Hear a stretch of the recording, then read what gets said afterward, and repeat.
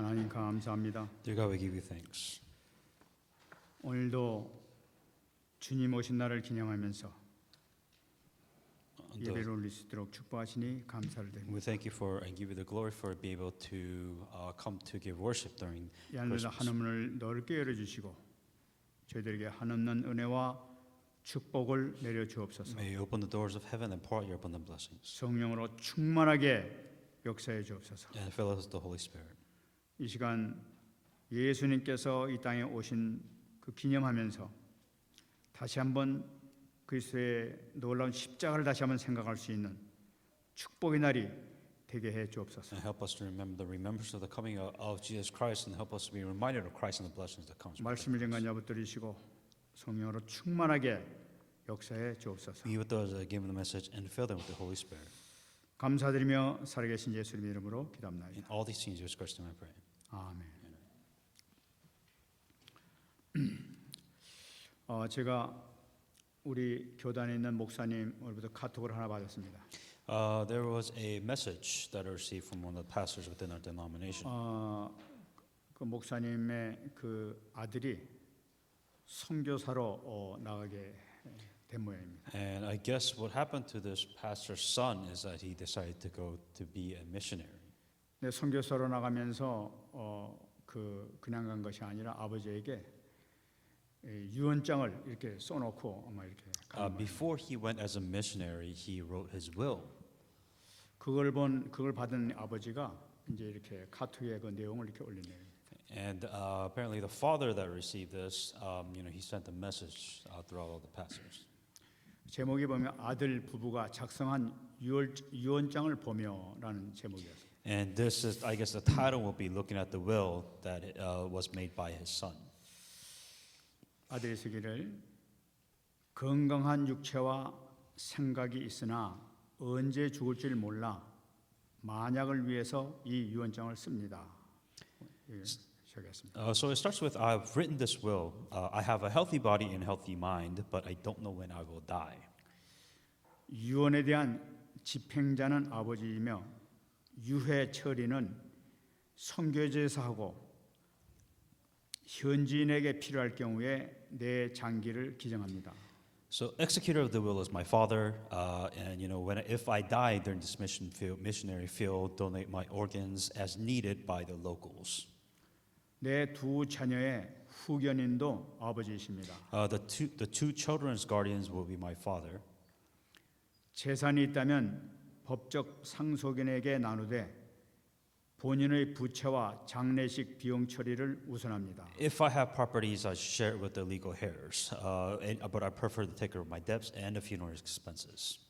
이 편지를 받은 그 아버지가 또 한 얘기입니다. And this is something that the father said after he received this will. 유언은 아버지가 아들에게 하는 것. And this is a will the father do to the son. 아비가 아들에게 듣자니 먹먹한 가슴을 때린다. And after the father hearing this, he was very frustrated 34세 두 아이의 아버지. that the son is 34 years old and he has two kids. 젊은 시절 하나님께 드리고 싶은 것은 변호사보다 선교사의 삶이 더 값지다 하면서 썼습니다. And he said that the son will give his life to God as a young man, but life as a missionary, which is more valuable than being a lawyer in this case. 5년만 이슬람 영혼을 섬기려고 갑니다. And he is being a missionary in the Islamic State. 그래서 아버지가 또 했습니다. And the father continues. 다시 생각해 보거라. And the father asked the son to reconsider. 그 길만 선교냐? 변호사로 돈 벌고 단기 선교 비용을 대면 되지 않겠냐? He's saying that is that the only missions that you have? You could technically do a short-term missionary out into the Islamic State. 정말로 하겠다면은 목사가 되어서 평생 헌신하면 되지 않겠냐? If you really want to evangelize, why not become a pastor to share gospel out to the field? 2주 전에 그 나라에서 선교사가 피살이 되었지 않느냐? And within the Islamic State, that there was some missionaries that died 2 weeks ago. 그러니까 이 아들이 또 편승. And then the father and the son wrote back. 아버지 목사는 하늘이 내는 겁니다. He's saying the father, pastor comes from heaven. 제가 갈 곳은 목사 신분으로는 안 되는 곳입니다. And where I go as a missionary, you can't be a pastor at all.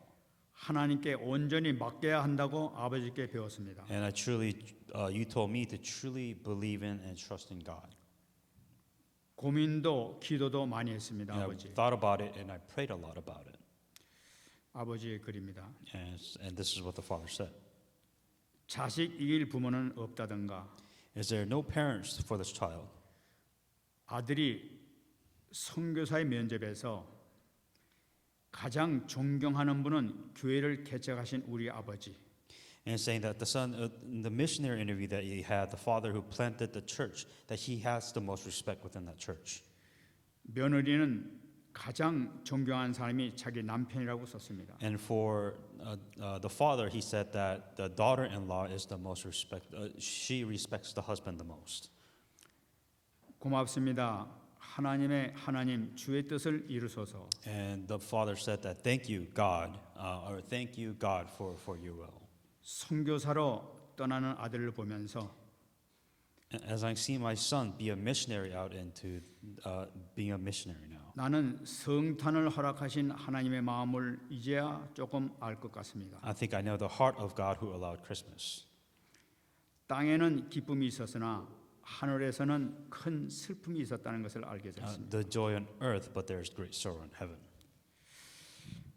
선교사로 보내는 그 아들을 보면서 이렇게 안타까운 마음을 이렇게 썼습니다.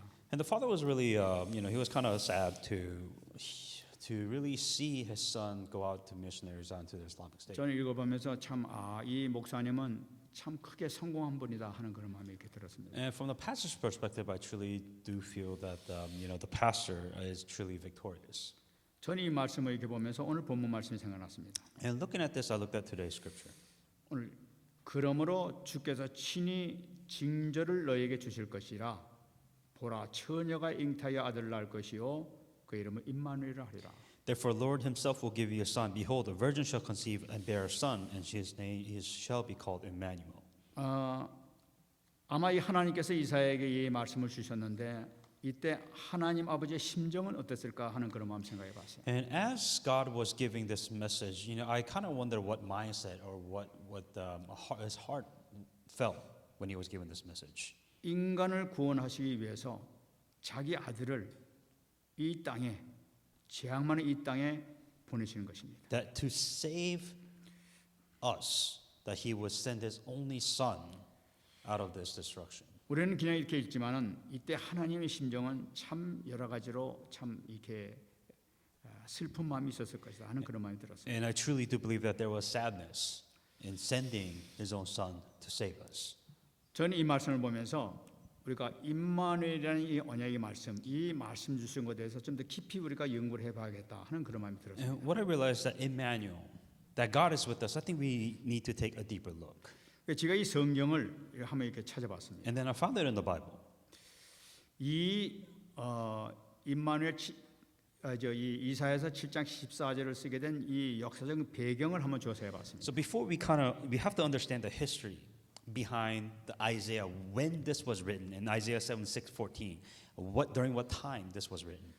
이 사건은 기원전 그러니까 BC 745년경에 일어났던 사건입니다. This was during the time in 735 BC. 이 북쪽에 있는 아람 나라 그러니까 시리아 그리고 북이스라엘 왕국하고 동맹을 맺어 가지고 남유다 왕국을 공격했습니다. So during this time, this was Aram, which was Syria, and the northern Israel formed an alliance attacking South Judea.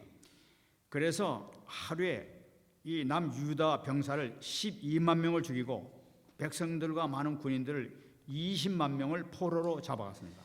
Understand the back when was this written? This was during a time of war. About 120,000 soldiers died. There were about 200,000 captives during this time. 그래서 이때 당시에 그 왕이었던 요담 왕이 그 훌륭한 왕인데 그 요담 왕이 이 전쟁으로 죽게 됩니다. And so we got a king during that time was Joram. He died during the war. So you have a war, bunch of people dying. Now the king is dead. 전쟁에서 승리했던 이 아람 나라와 북이스라엘 왕국은 그걸로 끝나는 것이 아니라 이제 다시 공격하자 이렇게 해가지고 2차로 공격해오기로 이렇게 계획을 세웠습니다. During this time, so now you have Aram, which is Syria, the northern Israel is going to attack Judea for the second time. The king is dead, bunch of people dead, captured. Now they're going to be attacking them again the second time. That's when this was written. 이 공격하는 목적이 뭐냐니까 이제는 저 아하스 왕 그 요담 왕의 아들 된 저 아하스 왕을 죽여버려 가지고 이제는 다윗 가문에 내려왔던 그 모든 왕을 이제 끊어버리고 다윗과 상관없는 왕을 세워야 되겠다 하는 그런 계획을 가지고 이제 다시 연합을 해서 공격에 들어오기로 결정한 The 거였어요. plan of attack is to completely get rid of Israel. So you have Joram, he died. His son was Ahaz. Now they're going to kill him. What they're saying is that we're going to completely get rid of all the family line of King David. We're going to completely get rid of all their nations. 하나님께서는 그동안의 모든 것을 다 잘 보셨습니다. And as you know, God was taking care of the Israelites very well. 그런데 하나님께서는 분명히 성경을 통해서 다윗과 세우신 그 언약이 있었던 것을 우리가 기억해야 되는 거죠. Now, during this time, this was written when covenant was given to the Israel. When covenant was given to David, this is the covenant that God has given to them. 다윗이 성전을 진다고 이렇게 하나님께 말씀드렸을 때 하나님께서는 너무나 기뻐하셔가지고 그 큰 축복을 우리가 주신 것을 알고 있습니다. This is when David was building the temple. That God was so happy that God has promised David a covenant. 사무엘하 7장 16절 말씀 보게 되면은 내 집과 네 나라가 내 앞에서 영원히 보존되고 네 왕위가 영원히 견고하리라 하는 말씀을 이렇게 주셨습니다. And your house and your kingdom shall be established forever before you. Your throne shall be established forever. 그러니까 하나님께서는 다윗을 통해서 네 왕조가 계속 되시고 영원하게 네 후손을 통해서 이 유다가 다스리게 될 것이다 하는 것을 약속으로 언약을 하셨단 말이에요. The covenant is this. The covenant was that Judea, because you have done this, because you have this temple, that through Jerusalem, that your life, then your descendants, everything that your throne will be established forever is the promise of God. 근데 지금 아람 나라하고 북이스라엘 왕국이 그 동맹을 맺어가지고 이제는 다윗 왕조를 끊어버리겠다고 하면서 지금 공격에 들어오겠다는 거예요. There's this covenant. Now you have Arab, you have Israel. That's completely going to kill every single one of the Israelites that had any blood descendants of David. Completely get rid of him. 이거는 분명히 하나님께 대한 도전인 것입니다. So they're challenging God, saying that here's the covenant, but we will kill. 그래서 하나님께서는 그 계획을 아시고 하나님께서는 이사야를 통해서 그 말씀하시죠. God knowing this, so this is a situation. Now comes to Isaiah to give him a message. 그것이 이사야 7장 14절에 나타나고 있습니다. Isaiah 7:14. 너는 아하스 왕에 가서 이르라 하면서 그에게 이르기를 너는 삼가며 조용하라. 르신과 아람과 르말리아의 아들이 심히 노할지라도 이들은 연기나는 두 부지깽이요 그루터기에 불과하다. 두려워하지 말며 낙심하지 말라 하면서 전하라고 이렇게 얘기를 하게 됩니다. Isaiah 7:4. This is when God told Isaiah to go to King Ahaz and tell him, take heed and be quiet. Do not fear or be faint-hearted, for these two stubs of smoking firebrand for the fear anger of Rezin in Syria and the son of Remaliah.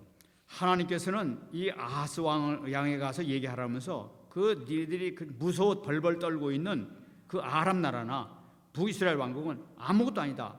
두 부지깽이나 다 타버린 두 죄에 지나지 않는다. 그런 존재 아니까 너를 걱정하지 마라. 내가 해결하겠다 하고 말씀하시는 거죠. So these people are about to die. Israel, God tells Isaiah to tell Ahab, saying that don't be afraid, that these people that are attacking you, that they will completely go away. 너희는 믿고 기도만 해라. 그러면 내가 이루어지겠다 하고 하나님께서 약속하시는 The 거죠. key thing that God told Ahaz to take heed and be quiet, meaning pray while this is happening. 그런데 이렇게 하나님께서 약속을 하신데 이 아하스 왕은 무슨 대답을 하냐니까 12절 말씀 보게 되면은 아하스가 이르되 나는 구하지 않겠나이다. 나는 여호와를 시험하지 않겠나이다 하면서 거절하는 것을 볼 수가 있어요. But Ahaz said he actually rejected what was being said to him. He says, I will not ask, nor will I test the Lord. 여러분 이 성경을 보더라도 이 아하스는 유다 왕 중에서 아주 악한 왕 중에서 한 명입니다. And just to kind of give you the background of King Ahaz now, is that he is considered the most wicked king during the whole time. 어느 정도 악했냐면은 자기 아들을 저기 그 아수르에서 섬기고 있는 그 몰렉신 그것을 받아들여 가지고 자기 아들을 산채로 불에 태워가지고 그 몰렉신에게 제사를 드리는 그런 그 죄를 범하는 걸 볼 수가 있어요. And so what he did is that there was a Molech god, and he gave his only son, or he gave his son as a living burnt sacrifice to this god. 하나님 앞에 엄청난 죄를 범해가지고 이제는 하나님께서는 도저히 막 있을 수가 없는 그런 그 상황에 빠져가지고 정말 심판을 하지 아니할 수 없는 그런 상황이죠. And now he's at a point where he has no choice because he has done so many bad things. Now he's at a point of judgment. 그럼에도 불구하고 하나님께서는 다윗하고 세우신 그 언약을 기억하시면서 타일리면서 지금 아하스 왕에게 얘기하시는 거예요. But despite the horrible thing that Ahaz has done, that God has promised David and gave him a covenant, saying that he has to live for the covenant of David to be fulfilled. 내가 아람과 이 북이스라엘과 내가 첩색이다 두 부지깽이다 할 테니까 너희들 내 말만 들어라 하는 그 얘기죠. And what God is saying that I will get rid of Syria, I will get rid of the Rezin. There's these two countries that's attacking you. 그러면서 하신 말씀이 바로 뭐냐니까 이사야 7장 13절에요. 그러므로 주께서 친히 징조를 너에게 주실 것이라 보라 처녀가 잉태하여 아들을 낳을 것이요 그 이름은 임마누엘을 하리라 하면서 이 말씀을 주신 거예요. While all of this is happening, then comes Isaiah 7:14, saying, "Therefore the Lord Himself will give you a sign: Behold, the virgin shall conceive a bear son, and you shall call his name Emmanuel." 그렇게 악한 왕이었음에도 불구하고 하나님께서는 다윗과 맺으신 그 하나님의 언약 그것을 지키시기 위해서 이 왕조를 지키시기 위해서 이 언약을 주시는 거예요. Because Ahaz was such a horrible king, but because the covenant of David has to be fulfilled, that he is through Ahaz giving a second covenant. 그냥 after 내가 that. 해결해 주겠다. 너 걱정하지 마라. 이 언약만 잡아라.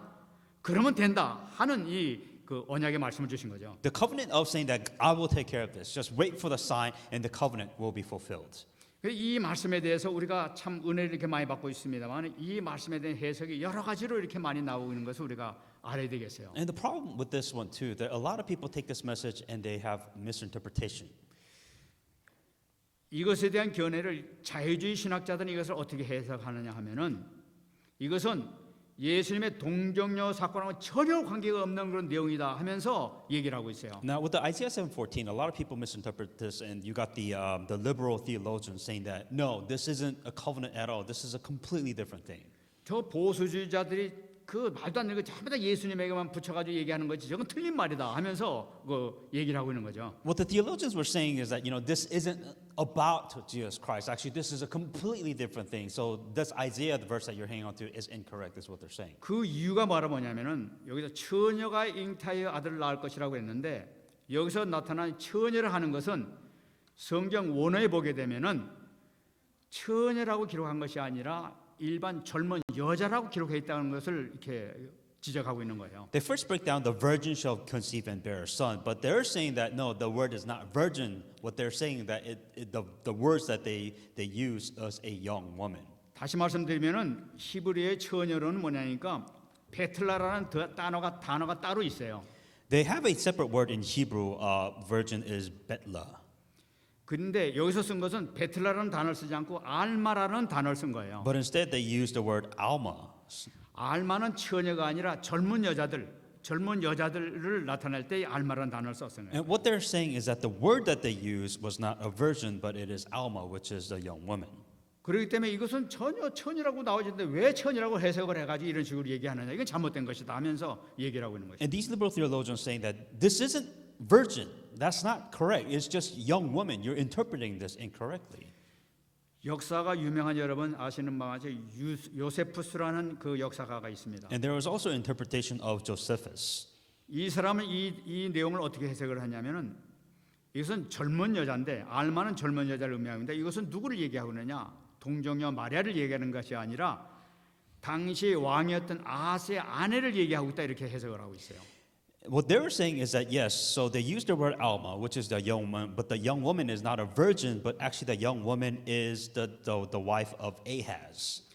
그리고 그 임마누엘은 누구냐? 임마누엘이라는 것은 그의 아들이 있는데 그 아들이 바로 히스기야 왕이 그 다음에 아들이 나타나게 됩니다. 근데 이 히스기야를 의미하고 있다고 이렇게 얘기를 하고 있습니다. And so the virgin is his wife Ahaz, and Emmanuel is actually a son of King Hezekiah. 그래 많은 사람들이 또 이것이 맞는 것이다 하고 이렇게 따라하는 사람이 있어요. And misinterpretations and a lot of different theologians' perspectives. 근데 어떤 또 유대인들은 뭐라고 얘기냐면은 이것은 그것이 아니라 이사야 선자의 아내를 얘기하고 있다 이렇게 얘기하고 있습니다. And the Jews come up with saying that no, this is the second son of the wife of the prophet Isaiah. 그리고 임마누엘이라는 것은 이사야 선자의 둘째 아들이 이름이 임마누엘이었다 이렇게 얘기를 하고 있습니다. And the Emmanuel is Isaiah's second son. 그래서 많은 이 자유주의 신학자는 또 이것도 맞다 하면서 또 그렇게 따라하는 사람들이 있습니다. There's a lot of interpretations, especially for the scripture. 근데 여기서 중요한 사건이 또 하나가 있습니다. But there's a key fact within all of this. BC 200년서부터 100년에 이르기까지 이 구약 이 이스라엘 백성 유다 사람들이 구약 성경 히브리어를 헬라어로 번역한 70인경이라고 있습니다.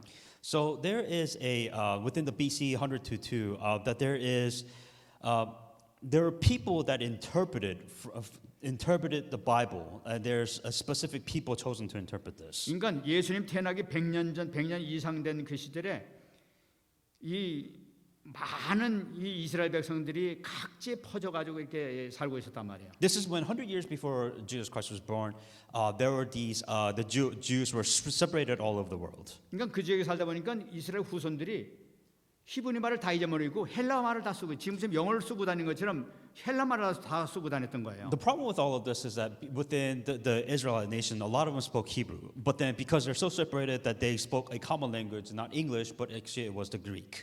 그래서 이거 이래 가지고 우리 후손들이 이래 가지고 안 되겠다 싶어서 그 사람들이 이제 우리 구약 성경을 헬라 말로 바꾸자 번역해서 우리 후손들이 알아볼 수 있도록 번역을 하자 하면서 그 사람들이 결정을 했어요. Because they realized that the Hebrew was a lost language. That's why they started saying that we have to translate it to a common language. Back then it was Greek. So we'll get together and then we're going to translate it so all these people to understand and see. 그래서 어떻게 했냐면은 이스라엘의 12족속 가운데서 가장 유명한 성경 깊이 아는 사람들 12족속 가운데서 각자 6명씩을 선출하게 됩니다. And what they did is they had 6 representatives. So Israelites had 12 tribes, and they had 6 representatives within that tribe that really understood the Bible and the Word of God well. 그래서 합쳐서 72명이 모여가지고 성경을 히브리에서 이 구약 성경을 그 헬라 말로 그 번역을 하게 되는 거예요. And what they did during this time that they had these 12, so 72 people. They got 72 people gathered together to translate the Old Testament into Greek. 그래서 성경을 간단히 해서 번역하는 것이 아니라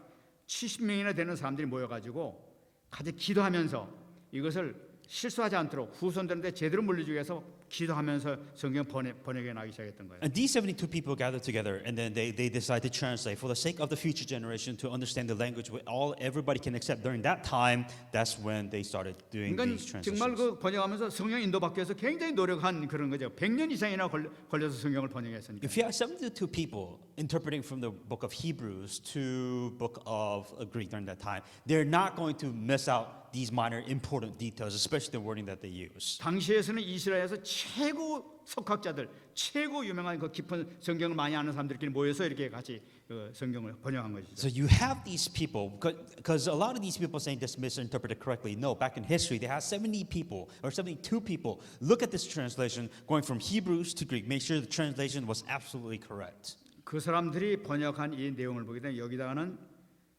헬라어로 처녀라고 번역이 되는 사실이에요. In here, when they translated, these people, the 72 people that gathered during this time, the word that they used was virgin.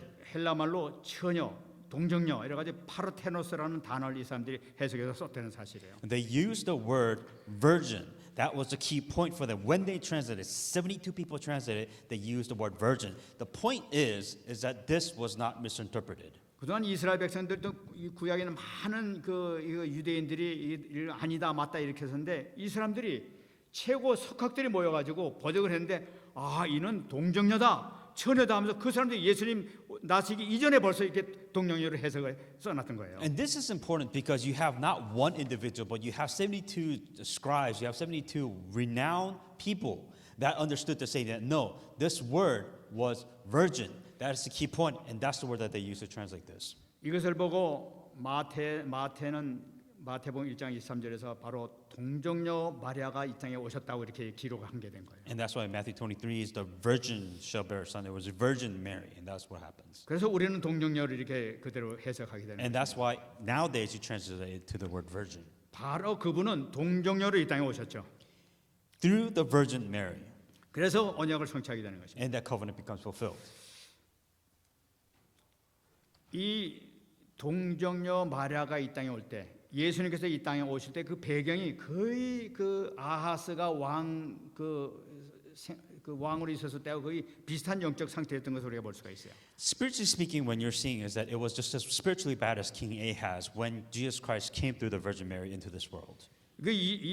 그 이스라엘은 로마에 속국된 상태에 있었습니다. And Israelite was in a dependent nation, dependent status. 당시의 왕이라는 이 헤롯은 이 다윗왕의 후손이 아니라 에돔 족속의 후손이었어요. King Herod was a descendant of Edom. 이 에돔 족의 후손은 다윗과 전혀 관계없는 사람이죠.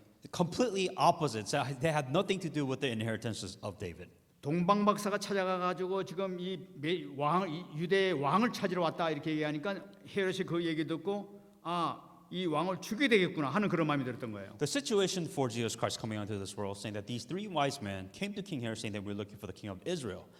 King 이것은 Herod's like, I'm going to kill this man. 이건 무엇을 의미하냐니까 이것은 다윗에게 허락해준 이 언약의 말씀을 파기시켜버리는 막고자 하는 그런 의도로 이 헤롯 왕이 이렇게 시도한 거란 말이에요. Look at things spiritually. Once it's the same situation, saying that I'm going to completely get rid of the blood of David, the descendants of David. This covenant from never being fulfilled. I will kill the descendant of David. 그래 베들레헴에 가서 2살 이하짜리는 다 죽여버려라 이렇게 명령을 내리게 된 거예요. And as you know, King Herod says, I want you to kill anybody that's the age of under 2 in the age of in the place of Bethlehem. 뿐만 아니라 다윗 그 헤롯 성전에 찾아가 헤롯 그 왕궁에 찾아갔던 이 동방 박사에게 지금 어떻게 된 거냐고 물어봤을 때 신학자들이나 모든 사람이 좌우하면서 알지를 못했다고 얘기하고 있어요. And a lot of people said, okay, so what happened to the three wise men that visited the King Herod? What happened to them?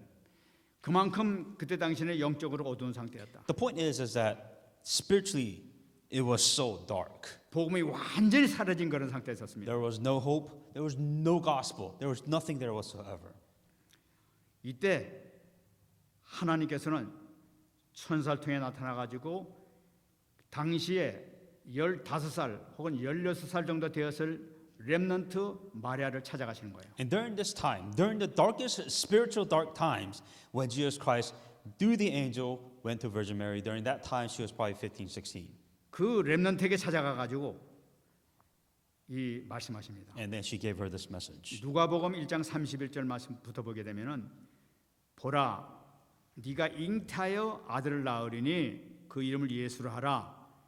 그가 큰 자가 되고 지극히 높으신 이의 아들이라 일컬어질 것이요 주 하나님께서 그 조상 다윗의 왕위를 그에게 주시리니 영원히 다윗의 집을 왕으로 다스릴 것이며 그 나라가 무궁하리라. And behold, you shall conceive in your wombs and bring forth a son, and you shall call his name Jesus. He will be great, and he will call the Son of the Highest, and the Lord God will give him the throne of his father David. He will reign over the house of Jacob forever, and his kingdom there will be no end. 참 놀라운 말씀이죠. Crazy message. 하나님께서 아들을 보내신다고 얘기하고 있습니다. God's going to bring a son. 근데 그 아들이 누구냐? 바로 다윗의 왕위를 계속할 아들을 보낸다는 거예요. So God comes to Mary, saying that you're going to have a son, but this son is going to be the reign of the highest things. 그 왕은 바로 누구냐? 영원히 다윗의 자손으로서 야곱의 집을 다스릴 영원한 나라 왕이다. 아무게 얘기하는 거예요. And this son that God will give is going to be on the throne of his father David and reign over the house of Jacob, and his kingdom will last forever. 하나님께서 다윗에게 허락해 주신 그 언약, 그 언약의 말씀 그대로 인용하시면서 그대로 성취되는 것을 이렇게 나타내고 있는 거예요. What God is saying is that here's the covenant, and I'm telling you that this covenant will be fulfilled. 참 언약이라는 것이 얼마나 참 귀중한지 모르죠. And that covenant has that much importance. 하나님께서 반드시 이 언약을 이루어 나가시는 것을 우리가 볼 수 있어요. What you're seeing is despite whatever the worst odds possible, God will fulfill his covenant. 그것을 많은 이 지식인이나 많은 사람들이 찾아가지 않고 렘넌트 마리아에게 찾아가가지고 이 복음을 전합니다. And the thing that's important isn't about whom God finds. He doesn't find the smartest man in the world. He finds is the remnant with this covenant. 그 얘기를 들은 이 마리아는 누가복음 1장 34절에서 얘기하고 있습니다. And when Maria heard this, she said in Luke 1:34, 나는 남자를 알지 못하니 어찌 이 일이 있으리까? how can this be since I do not know a man? 그러니까 천사가 얘기합니다. 30절에서 대저 하나님의 모든 말씀은 못하심이 없느니라. For with God nothing will be impossible. 그때 마리아가 이릅니다. 주여 주의 여정이오니 말씀대로 내게 이루어지이다. Then Mary said, "Behold, the maidservant of the Lord. Let it be to me according to your word." 이때 천사가 떠났다. And the angels departed her. 지금 이 마리아는 좋습니다. 저에게 이 말씀 그대로 이루어지기를 원합니다 하면서 그 말씀을, 그 언약의 말씀을 나의 말씀으로 받아들이게 될 때에 하나님께서는, 이 천사는 그 얘기를 듣고 이제 떠났다 이렇게 얘기하고 있습니다. So what was crazy is that God came to this woman and saying that you're going to have a son who's going to rule everything, right? Rule the kingdom. And then she's going to be like, I will make sure that this covenant will be fulfilled. And 이 언약을 잡은 이 마리아는 어마어마한 축복 속으로 들어가게 되는 것이죠. she realized that she's in the greatest place of blessings. 바로 이 사건을 보게 되면 우리가 중요한 것이 있죠. There's something important that you have to understand here. 하나님께서는 언약 잡은 자에게 찾아오시는 모습을 볼 수가 있어요. That if you notice, for those who have the covenant, if you have the covenant, God will come to you. 다시 말씀드리니 마리아가 내가 지금 하나님의 아들을 갖다 잉태하겠습니다 그렇게 부탁한 적이 없단 말이에요. There wasn't any way where she requested, saying that through the virgin that there will be a son. 그냥 하나님께서 찾아오시는 거예요. God just comes to you. 성경에서는 하나님께서 친히 찾아오시는 내용이 굉장히 많이 있는 것을 볼 수가 If you 있어요. look at the way God works, that God comes to you quite a bit. 이것이 바로 뭐냐? 이것이 바로 복음의 내용이란 말이에요. That this is the power of the gospel. 창세기 3장 9절 보더라도 타락한 아담과 하를 하나님께서 찾아오신 내용이 나타나고 있죠. Genesis 3:9. This is when God finds Adam and Eve who became corrupt. 완전히 하나님 떠난 그 저주받은 그 인간 아담과 하와에게 친히 찾아오셔가지고 말씀하신 내용입니다. The human being that became completely corrupt, that God came to find these two people.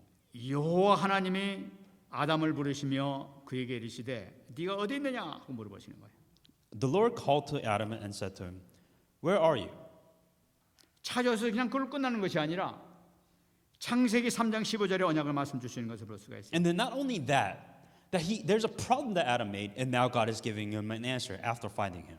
여자의 후손을 통해서 뱀의 머리를 깨겠다. 이 문제를 내가 해결하겠다 하면서 답을 주시는 걸 볼 수가 있어요. I'll put enmity between you and the woman, and between your seed and her seed, and he shall bruise your head, and you shall bruise his heel. 하나님께서 찾으신 자에는 반드시 응답을 주시는 것을 볼 수가 있죠. That as you know, that God has not only found Adam and Eve, that He also given the answer after their problems. 출애굽기 3장 4절에 나타나고 있습니다. Exodus 3:4. 이 모세에게 나타난 장면이죠. This is Moses.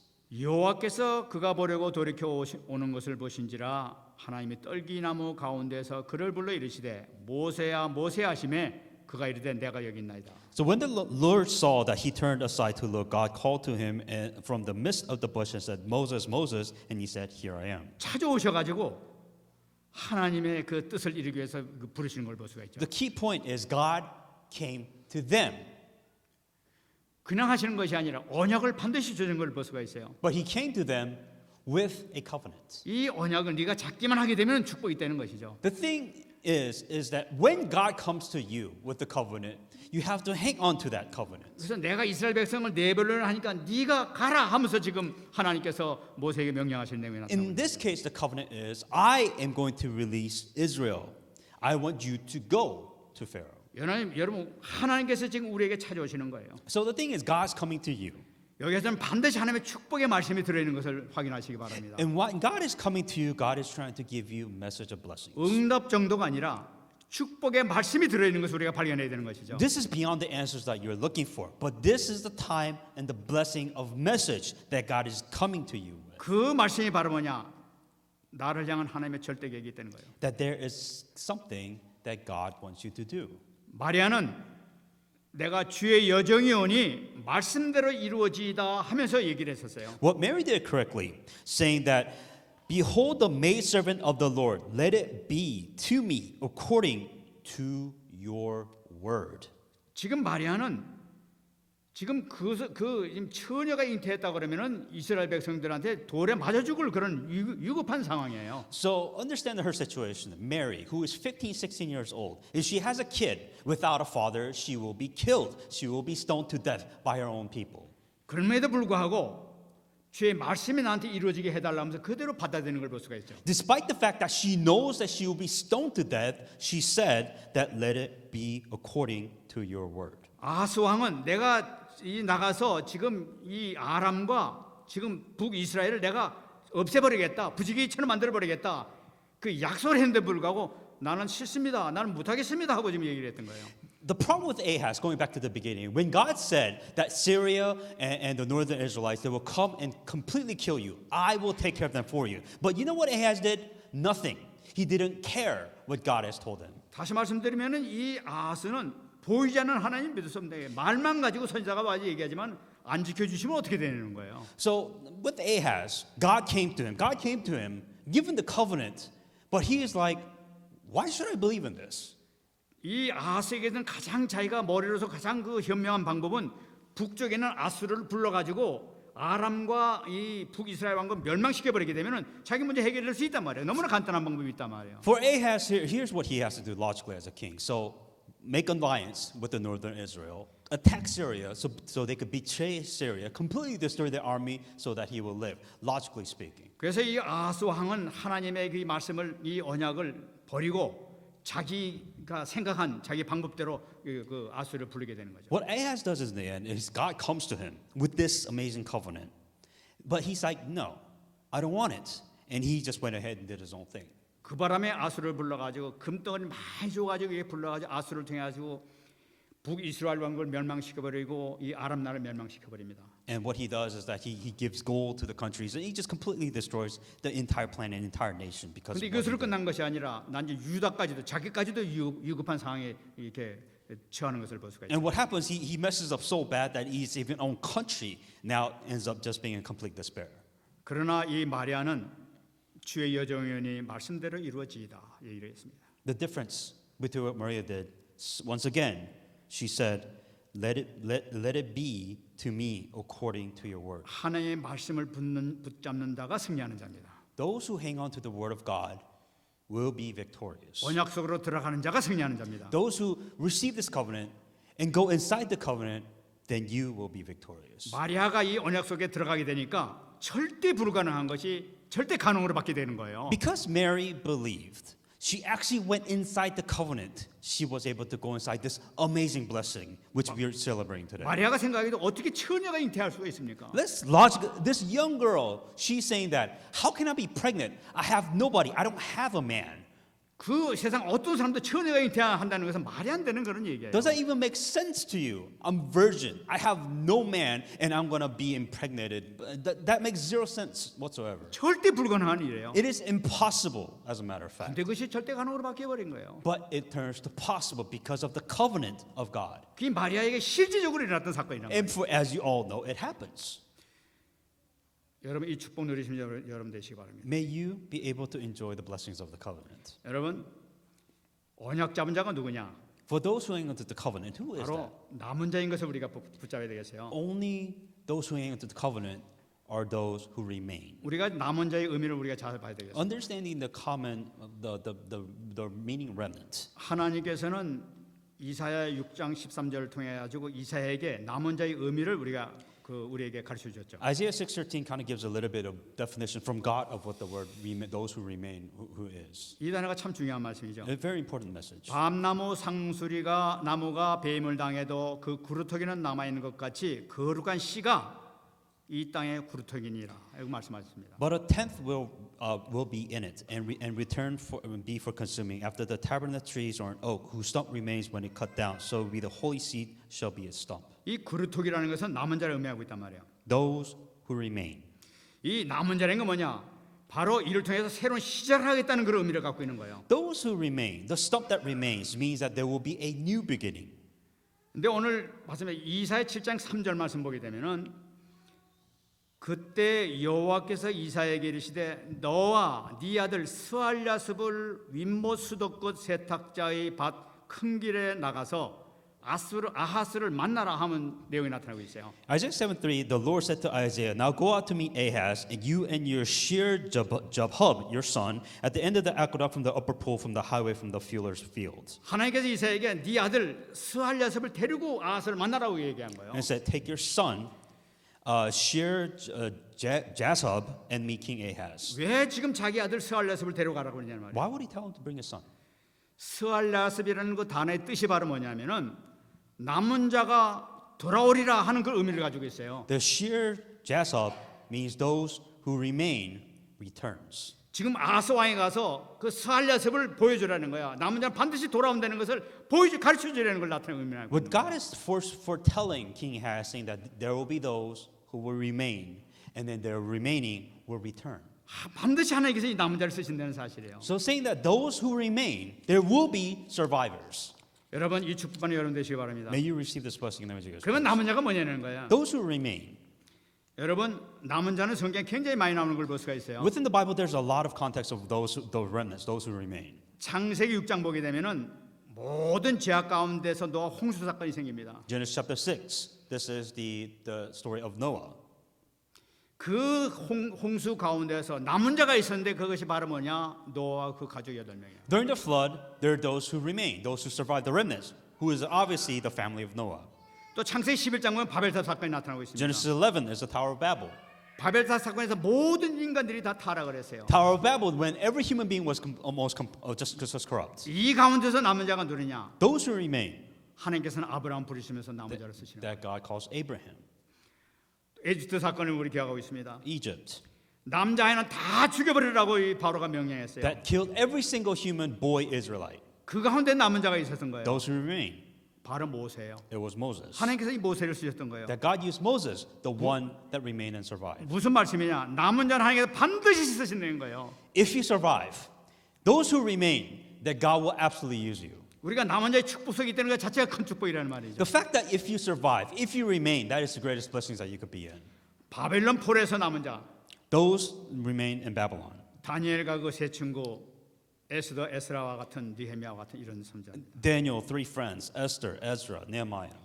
여러분 영적으로 캄캄해져가는 이 말세의 그 남은 자가 누굽니까? Those who will remain during the darkest spiritual times, who will that be? 그럼 바로 언약 가진 우리가 바로 남은 자인 줄 믿습니다. That those who hang on to the covenant are those who we call the remnants. 믿습니까? Do you believe this? 여러분들이 바로 남은 자인 줄 믿습니다. That you are the survivors, that you are the one that will be a remnant in this. 이사야 6장 13절 말씀 보게 되면은 그 구루터기는 남아 있는 것 같이 거룩한 씨가 이 땅의 구루터기라고 얘기하고 있어요. Isaiah 6:13 says, "Those stumps remain when it is cut down, so the holy seed shall be a stump." 언약 가진 우리가 바로 거룩한 씨라는 얘기예요. That those who have the covenant are the one with the holy seed. 왜 우리가 거룩한 씨입니까? Why are we the holy seed? 세상 살릴 전도자이기 때문에 그렇습니다. Because we are the evangelists that will save this world. 이 축복 가운데 있는 줄 믿습니다. That you are within these blessings. 말씀하겠습니다. I'm going to come to conclusion. 남은 자는 사명이 있는 것을 꼭 붙잡으셔야 됩니다. Those who remain, that there's a mission for you. 왜 그렇습니까? 왜 남은 자를 부르셨습니까? Why would God call those that remain? 그것은 그리스도만을 증거하라는 그 사명이 있는 거예요. Because they have a mission to testify only of Jesus Christ. 주님께서 십자가에 못 박혀 돌아가셔서 다 이뤘다고 말씀하셨어요. When Jesus Christ died on the cross, He said, "It is finished." 그거를 증거하라는 거예요. That is what you're testifying. 여러분 우리가 그리스도를 할 때 우리가 보시기 바랍니다. 이사야서 54장 6절 말씀 보게 되면은 우리가 다 양 같아서 그렇게 행하여 각기 제 길로 갔거늘 여호와께서 우리 모든 죄악을 그에게 담당시켰다고 얘기하고 있어요. Isaiah 53:6, we like sheep have gone astray, and we have turned everyone to his own way, and the Lord has laid on him the iniquity of us all. 여러분들 그냥 이 말씀을 그냥 받을지 몰라도 아까 선교사의 그 아버지의 심정을 한번 보시고 이 말씀 부자 생각해 보시기 So 바랍니다. for you, you might read this, but think of the introduction that was given about the son that is going to be a missionary in the Islamic State. 자기 아들이 선교지로 나가면서 자기 생명, 자기 죽을지도 모르니까 유서를 써놓고 나갔던 것처럼 그때 그 광경을 봤던 아버지의 심령이 정말 괴로웠던 그 심령을 가지고 우리 말씀 보면 달라지는 거예요. Think about the emotion that the father would go. A son is going to be a missionary in the Islamic State. He writes the will and gives it to his father. With that mentality in mind, let's look at the scripture one more time. 우리 다 양 같아서 그렇다면 각기 제기로 갖고는 여호와께서는 우리 무리의 제약을 그에게 담당시켰다는 거예요. That we are all like sheeps, and we're just all over the place. And it's saying that God has sent His own way. The Lord has laid on Him the iniquity of us all. 하나님의 아들을 보내시는데 그 아들이 어떤 죽음을 당해야 될 것인가 하는 것을 아시고 이렇게 말씀하시는 거예요. The father already knows what's going to happen to the son. The son's going to die. They're going to kill him, and he knows why he's going to die in this world. Think 그 about 죄, that. 너희들 죄를 해결하기 위해서 친히 죽어야 될 것이라는 것을 얘기한 거예요. To save you, that he will have to kill his only son, will have to die to save all of us. 주님께서 하나님께서 기뻐하시면서 이렇게 말씀하셨겠습니까? And do you really think God's so happy that he's going to have to send his son and die and see that? And do you really think God would be really happy to see that? 이사야 7장 14절 보라 처녀가 잉태하여 아들 낳을 것이요 그 이름은 임마누엘이라. Behold, the virgin shall bear a son, his name will be Emmanuel. 영광스러운 보좌를 다 버리시고 이 땅에 낳고 천한 이 땅에 타락된 이 세상 더러운 이 세상에 아들을 친히 보내시는 거예요. To throw his own glory, to throw away everything he has, come to this world, in the worst corrupted world possible, the human being dying in their sins, that he will have to come and die for these people. 그 왜 그러십니까? Why? 우리를 살려주기 위해서. To save us. 죄와 더러운 곳에 이 죽어 있는 이 인간을 살리기 위해서 자기 아들을 영광만 받으셔야 될 자기 아들을 보내시는 거예요. Because the human beings are dying, they're dead, spiritually dead, because of the sins and the curses, and nobody can save them. That is why God, who is supposed to receive all the glory in the world, have to give everything up that He has to send His only Son to save all of us. 창세기 3장 15절 여자의 후손을 통해서 배의 머리를 깨끗하고 얘기하고 In Genesis 3:15, and I will put enmity between you and the woman, and between your seed and his seed, and he shall bruise his head, and you shall bruise his heel. 십자가에 못 박혀 돌아가게 하심으로써 사단의 세력을 깨겠다는 말씀이죠. That what He's saying is that I'm going to send my Son. He will die on the cross so He could break down the parts of Satan. 이 예수님께서 이 땅에 오셔서 그리스도의 직분을 행하셨지만은 그 일을 행하시게 하시는 아버지의 심령은 참으로 그 안타까운 마음이 있었을 것이라 생각됩니다. That as you know, we all know that Jesus Christ came to this world, died on the cross to fulfill the role of Christ. But think about the Father. The fact that He would have to send His Son to do this. Think about the emotional state. Think about His state that He is when He had to do that. 그러나 하나님께서는 자기 아들을 버리시는 것보다 우리를 구원시키는 것이 너무나 귀중하기 때문에 아들을 보내신 겁니다. What was more important than His own, than the Son dying, is to save you, so that we are dying of their sins. He found that far more important than sending His 예수님께서 own 오셔서 이 모든 일을 행하셨다면 우리는 구원받은 우리는 무엇을 해야 되겠냐는 거예요. Then the question to you is, if God has done this for you, what will you do for God?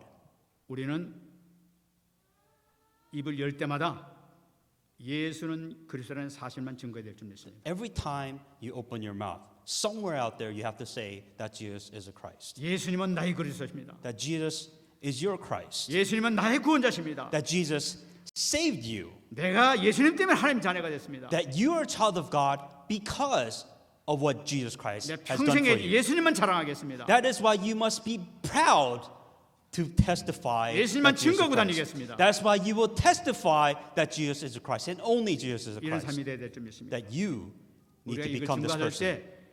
때이 어두워져가는 세상이 치유를 받는 놀라운 역사가 일어나게 될 줄 So 믿습니다. as you do this, and as the world's getting darker and darker, may you be the person that heals the people around. 가진 말씀부터 한번 기도하겠습니다. Let's pray with the message I just received. 하나님 감사합니다. 오늘도 하나님께 주신 말씀을 통해서 다시 한번 그리스도 오심을 우리가 감사하게 하시고 또 영광 돌릴 수 있는 축복된 자리에 들어갈 수 있도록 은혜를 내려 주옵소서. 참에 모든 자들에게 하는 은혜와 축복이 임하게 하여 주시옵소서. 감사드립니다. 하나님 감사합니다. Dear God, we give you thanks. 성탄절을 맞이해서 오늘 바로 처녀가 잉태하여 아들을 낳을 것이요 그 이름을 임마누엘 하신 이 말씀을 붙들고 저희들이 말씀을 받았습니다. We thank you for this Christmas worship service with the covenant that's given to us, and therefore the Lord Himself will give you a sign. Behold, the virgin shall conceive a son, and his name Emmanuel. 오늘 주신 말씀이 나의 평생의 언약이 될 수 있도록 축복해 주옵소서. May this message be my eternal covenant. 감사드리며 살아계신 예수님의 이름으로 In 기도합니다. all these things, in Jesus Christ's name I pray. 아멘. Amen.